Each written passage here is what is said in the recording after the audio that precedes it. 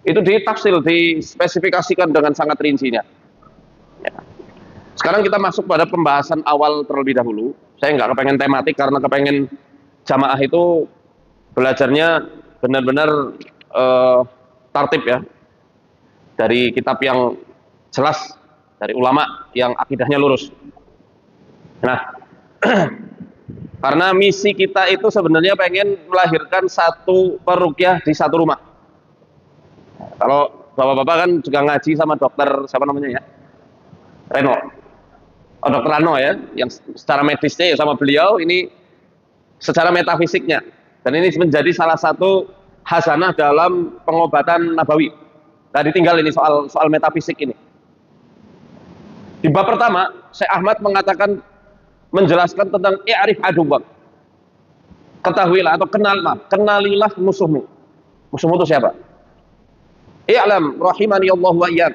Ketahuilah, semoga Allah merahmatiku dan engkau, wahai pembaca ya. Annahu la budda min an ta'rifa man huwa aduwwaka. Sudah seyogyanya kalian itu mengenal siapa musuhmu. Summa ma huwa silahu aduwika. Dan sudah sepantasnya pula kalau kita mau perang, kita mesti tahu nih senjata-senjata yang dimiliki oleh musuh kita. Wa in istata'ta ma'rifatal aduwi wa aslihati, kalau engkau berhasil untuk mengenal siapa musuhmu dan apa senjata-senjatanya, fa innaka fi hadhil halati tantaqilu ilal marhalati tsaniyah wa hiya i'dadu nafsik. Kalau engkau sudah berhasil mengenal musuhmu, strateginya gimana, amunisinya apa aja, peralatan tempurnya apa aja, personelnya siapa-siapa saja, medan tempurnya juga kita sudah menguasai, medan gerilanya tahu, maka kamu akan setelah itu engkau harus mempersiapkan dirimu sendiri untuk menyongsong musuh-musuhmu itu. Nah, dalam hal ini tentu siapa? Setan. Hatta tastati'a an tujabihahu. Tujabih ini face to face, kayak mau duel.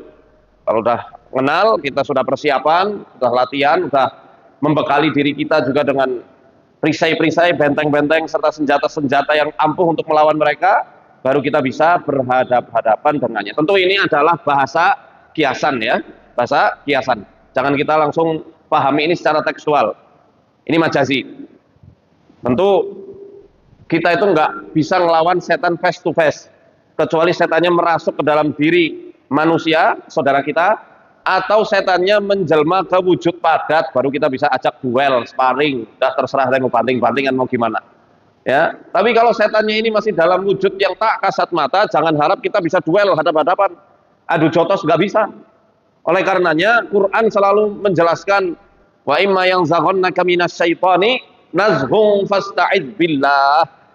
Kalau kamu diganggu sama setan, mintalah perlindungan kepada Allah. Allah nggak nyuruh kita untuk berperang, duel secara langsung dengan para setan, kalangan jin, enggak. Tapi disuruh membaca kalimat perlindungan. Ya, karena yang bisa menepis gangguan mereka adalah Allah Subhanahu wa taala. Wa khosatan wa anna hadzal adu majhulun la tarahu amamaka wa huwa yaraka lihada yaqulul haqqu tabaraka wa ta'ala. Ya, hal ini secara khusus ya diperintahkan karena kita nggak bisa melihat musuh kita nggak kelihatan, itu si setan itu, setan-setan jin nggak kelihatan. Dia melihat kamu nggak bisa lihat dia, di dimensinya nggak bisa kita lihat. Oleh karenanya Tuhan kita Allah Subhanahu wa taala berfirman, innahu yarakum huwa wa qabiluhu min haitsu la tarawnahum. Sesungguhnya iblis beserta kabilahnya dari bangsa jin melihat kalian dari tempat yang kalian nggak bisa lihat balik mereka. Kok bisa kayak gitu ya? Nggak usah bingung. Wong di alam kita juga kita kadang bisa melihat seseorang, tapi seseorang di luar nggak bisa lihat kita. Contoh, mobil yang kaca filmnya 80%. Dari luar nggak bisa ngelihat siapa orang yang mengemudikan di dalam mobil, tapi di dalam mobil dengan leluasa bisa melihat siapa saja orang yang ada di luar mobil. Jadi hal yang semacam itu mungkin saja. Ya, dan nggak perlu minta pembuktian ada nggak jin itu. Ngapain pergi ke gunung nantang-nantang gitu, ya, atau bikin giveaway, ya, siapa yang bisa masukin jin ke aku tak kasih apa mobil misalnya. Nggak perlu kayak gitu. Dengan Al-Quran menjelaskan bahwa mereka itu eksis, ya, realitanya ada, ya sudah kita percayai. Kalau jin itu hanya sekedar produk halusinasi manusia, nggak mungkin Allah menurunkan surat dan dinamai dengan nama Al-Jin. Dan ngapain juga Allah sebut wa ma khalaqul jinna wal insa illa liya'budun. Kalau memang jin itu adalah produk halusinasi, mereka itu ada, mereka itu nyata. Dan kasus-kasus kesurupan jin itu juga betul ada. Walaupun dalam konsep psikologi modern, psikologi barat khususnya, mereka tidak mengenal istilah kesurupan jin, kecuali madhab psikologi transpersonal yang salah satu tokohnya adalah Robert Fager yang nulis buku judulnya Psikologi Tasawuf. Kalau dalam psikologi transpersonal masih mengakui ada yang namanya intervensi dari dimensi luar atau dunia paralel yang ada di luar kita, yang di luar logika kita, yang bisa mengaruhi cara pandang seseorang serta perasaan orang itu, ya, baik itu dari alamul ulwi, ini para malaikat-malaikat, atau alamus sufli dari kalangan afarid, ifrit-ifrit, dan para jin-jin yang fasik. Dan kita percaya itu ada. Kalau nggak ada, ngapain Allah mempermisalkan orang pelaku riba kelak di hari kiamat dibangkitkan layaknya orang yang lagi apa? Kena gangguan setan. Alladzina yaquluna riba la yaqumuna illa kama yaqumul ladzi yatakhabbathu syaitanu minal mas. Al-mas itu artinya kalau orang Jawa bilang kesambet, ketempelan. Karena al-mas itu artinya ini, nyentuh. Makanya orang Indonesia nyebut gangguan jin sebagai kerasukan. Kenapa? Karena mereka merasuk, kayak rasukan kita, rasukan kan baju. Ya. Merasuk dan ngontrol manusia. Wa yaqulu Syekh Abdul Razak Naufal. Syekh Abdul Razak Naufal mengatakan, wa hunaka minal awalimi ma ta'tabiru majhulatan tamaman lil insan. Ada dunia paralel yang secara logika manusia itu dunia itu tidak masuk di pengetahuannya. Fahiya laisat min dzatil awalim allati yastati'u an yasila ilaiha bi asalibihi allati ya'rifuha. Yang mana alam itu tidak bisa dibuktikan secara empiris dengan metodologi ilmiah yang dimiliki oleh manusia. Susah, gimana caranya membuktikan adanya nikmat kubur atau siksa kubur? Ya angel. Mau pakai apa? Radio, pakai gelombang apa itu? Nggak bisa, susah. Ya. Wa hiya laisat bisurah allati ya'iduha. Innaha awalim majhulah wa min dhamni hadhil awalim al majhulah alamul jinni wa alamul malaikah. Jadi alam-alam yang seperti itu, saya jelaskan dulu ya tentang dunia paralel. Pernah dengar dunia paralel? Itu Dr. Strange kali ya. Di dunia paralel. Jadi dunia yang berjalan bersamaan dengan dunia kita manusia. Namun tidak saling bersentuhan, tidak bisa juga saling berinteraksi satu sama lain. Tapi itu pendapatnya Barat tentang dunia paralel. Tapi dalam Islam dunia paralel itu bisa berinteraksi satu sama lain di kesempatan-kesempatan tertentu. Kayak misalnya jin sama manusia, bisa nggak interaksi? Bisa. Buktinya Allah firmankan wa annahum kana rijalun minal insi ya'uduna birijalin minal jinni fazaduhum rahaqa. Kemudian di ayat 128 ayat di dalam surat Al-An'am wa yauma yahsyuruhum jami'a gimana? Qad istaktartum minal insi. Allah berfirman kepada jin, kenapa kok kalian banyak nyesatin manusia? Wa qala awliya'uhum minal insi, yang jawab adalah teman-temannya dari bangsa manusia. Rabbana istamta'a ba'duna ba'da wa balagna ajalana alladzi ajjalta lana. Wahai Rabb kami, dulu kami saling menyenangkan satu sama lain. Cek di tafsir Quranil Azim karya Ibnu Katsir. Apa yang dimaksud dengan istimta'? Sahabatu fid dunya. Hubungan persahabatan, kemitraan antara jin dan manusia ketika di dunia. Orang-orang yang punya khodam itu khodamnya nanti akan ditanyai. Indang-indang ebek itu ditanyain, kenapa kamu nyesatin manusia? Tapi karena di hari itu adalah hari peradilan yang sangat-sangat adil, gak ada saksi-saksi palsu, maka yang langsung diizinkan bicara oleh Allah adalah pelaku utamanya, ternyata pelaku utamanya manusianya sendiri yang menyesatkan dirinya sendiri karena menghamba kepada Nyi Blorong, Nyai Ngalor Ngidul, ya, apa maning, siluman-siluman itu, kodam-kodam, danyang-danyang yang ada di pohon, diberi sesaji, diberi kopi, mengisi kopi ini gonyong, ya. Kopinya hitam, kenapa kok jin suka kopi hitam, nggak suka kopi susu? Kan kopi kekinian gitu ya. Itu nanti akan ditanya. Nah, maka dari itu saya katakan, walaupun dunia ini paralel antara alam jin dan alam manusia ini terpisahkan oleh sebuah sekat yang kita tidak bisa mendefinisikannya seperti apa, tidak bisa mendeskripsikan sekat itu seperti apa, akan tetapi kita yakin alam kita tersekat oleh dimensi, tersekat oleh layer tertentu, ya, dan bisa saling interaksi satu sama lain di momen-momen apa tertentu, utamanya di alam mimpi ketika tidur, atau manusia itu dalam kondisi depresi parah. Psikolog modern mengatakan itu depresi berarti bukan gangguan jin. Bentar, son. Istilah-istilah DID, dissociative identity disorder, atau DTD, dissociative trance disorder, atau dispersonality disorder, atau skizofrenia, skizotipal, itu bukan menjadi alasan meniadakan adanya gangguan jin yang secara turun-temurun di Islam sudah dikenal. Ya, tidak saling meniadakan. Saya peruqyah mengatakan ini gangguan jin, berarti gangguan mental nggak ada, yang nggak kayak gitu. Demikian juga ini kena gangguan mental, berarti gangguan jin nggak ada, nggak kayak begitu. Para ilmuwan-ilmuwan kaum muslimin memandang itu semua secara holistik, nggak hanya dari satu sisi saja. Orang kena gangguan jin dicek, gimana kondisi tubuhnya, bagaimana kondisi jiwanya, ya. Makanya kitab-kitab ulama yang saya pelajari, rata-rata semua itu tidak berhenti hanya di ruqyah saja, nggak berhenti di situ. Ada yang diberikan herbal, itu makanya ada yang namanya istilah nusroh.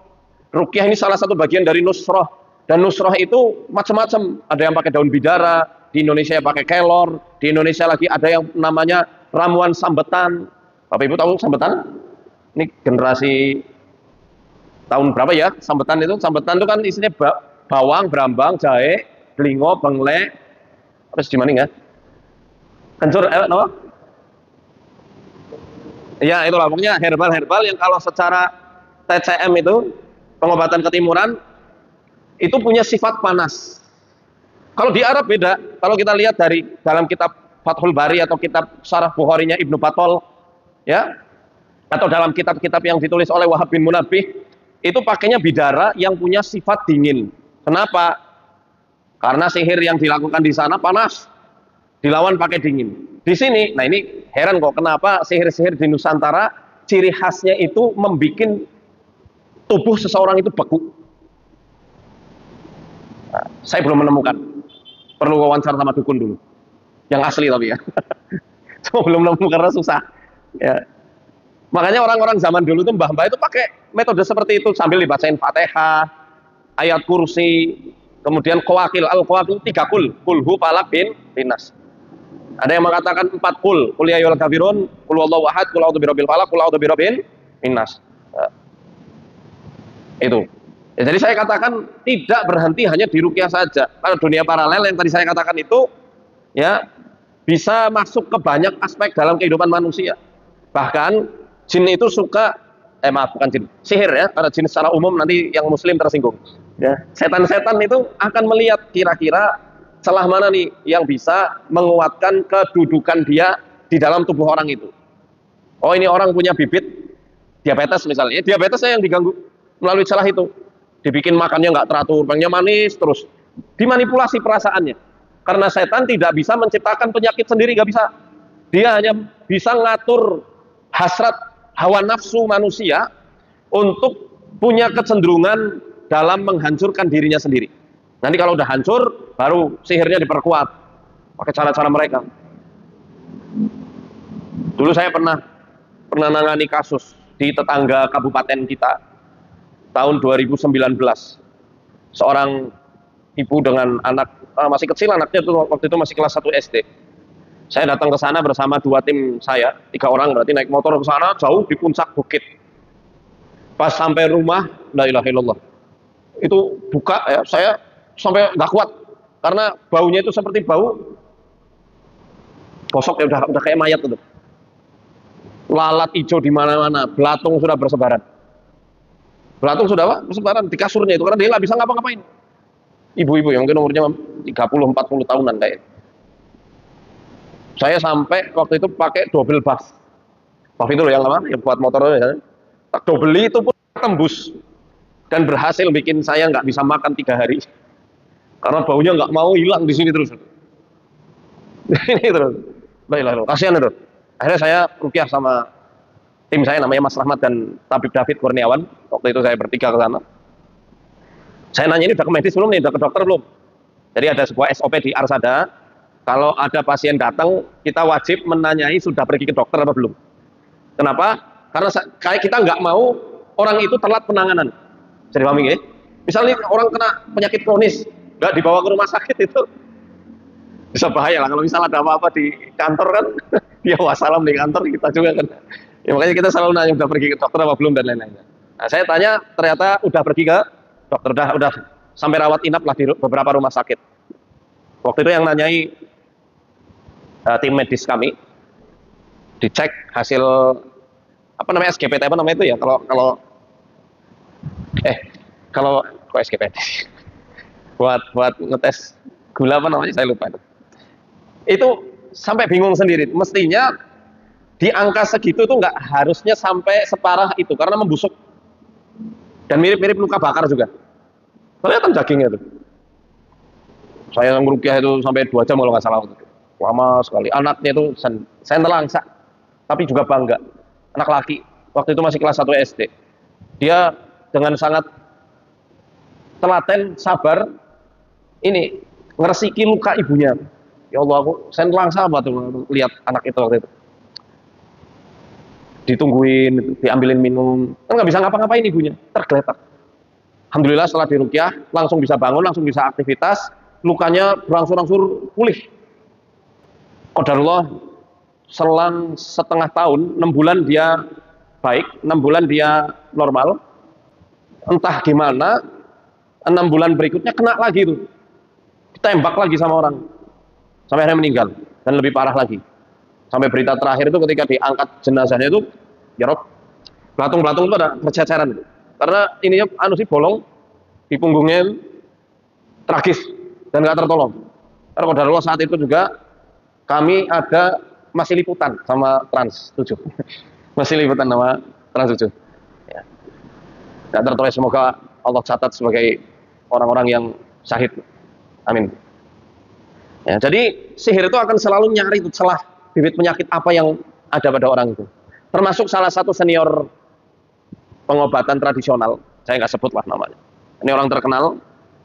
Waktu itu saya masih di Kairo. Saya tinggal di Samanut. Ya, saya tinggal di situ. Hari Selasa saya masih chattingan sama beliau. Besoknya di hari Rabu dikabari beliau meninggal.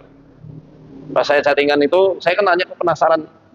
Ya semua sih meninggal pasti karena ajal, ya, karena takdir. Tapi saya pengen tahu sebabnya apa. Ternyata sebelum beliau meninggal itu rasa nafsu makannya besar banget, tapi nggak normal itu. Dan yang dituju apa? Durian. Beliau kayak orang ngidam, nggak bisa enggak, kepengen banget makan durian namanya bergeluntung-geluntung.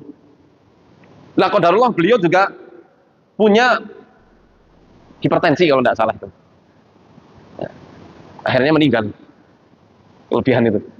Dan memang indikasi kuat kena sihir karena dulunya itu ada rekam jejak beliau itu pernah nantang di santet.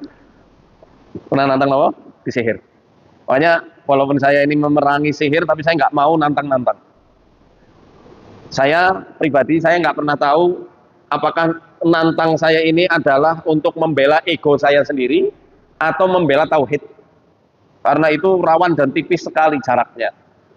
Kalau ternyata Allah kasih fitnah, Allah kasih ujian, waktu nantang itu kita membela ego kita sendiri, ya bisa saja kena. Nggak sekarang, tapi mungkin beberapa tahun yang beberapa tahun mendatang. Makanya tetap kita tawaduk saja, rendah hati saja, nggak usah juga nantang-nantang, tapi gerilya kita harus gencar dan juga nyata untuk mengkader para mujahid-mujahid tauhid ini. Di antaranya melalui praktek ruqyah. Nah, Bapak Ibu yang dirahmati Allah, nah ini sekilas ya tentang dunia nopo, dunia paralel, bahwa mereka bisa ganggu kita, bisa mengintervensi alam kita di saat-saat tertentu, di momen-momen tertentu, dan mereka nggak bisa menciptakan penyakit, melainkan memicu saja dengan membuat pikiran dan perasaan orang itu jadi berubah. Dan hakikat dari sihir kan itu mengganggu perasaan, mengganggu persepsi manusia. Ada kan dua tujuan sihir yang paling utama itu kan atof dan tafrik. Atof itu asihan, itu kan juga memanipulasi rasa, dari yang tadinya nggak suka jadi suka. Kata Rasul, innar ruqa wa tamaima wa tiwalata syirkun. Tiwalah ini ilmu pelet, ma yuhabbibul mar'ata ila zaujiha, sesuatu yang digunakan seorang perempuan untuk menyihir suaminya supaya tidak poligami, atau supaya dia lebih disayang daripada istri-istri yang lain. Itu tiwalah. Asalnya untuk suami istri, tapi prakteknya di lapangan ya untuk siapapun, jahat. Tafrik pun demikian, memisahkan. Suami ngelihat istrinya kayak simpanse, istri ngelihat suaminya kayak kingkong, jadi berantem terus. Dan di antara sihir-sihir tafrik itu ya membawahi ada yang namanya sihrun nazif, dibikin keluar darah terus, sehingga ketika suami mau bertamu ke istrinya nggak bisa karena ada darah. Atau namanya robot ya, sini dijelaskan ada yang namanya robot. Robot itu artinya ikatan, wa huwa lirijali wan nisa'i ala sawa. Itu kadang bisa kena ke laki, bisa kena ke perempuan ya. Jadi macam-macam ya. Jadi saya katakan sekali lagi, setan akan ganggu dari nopo perasaan.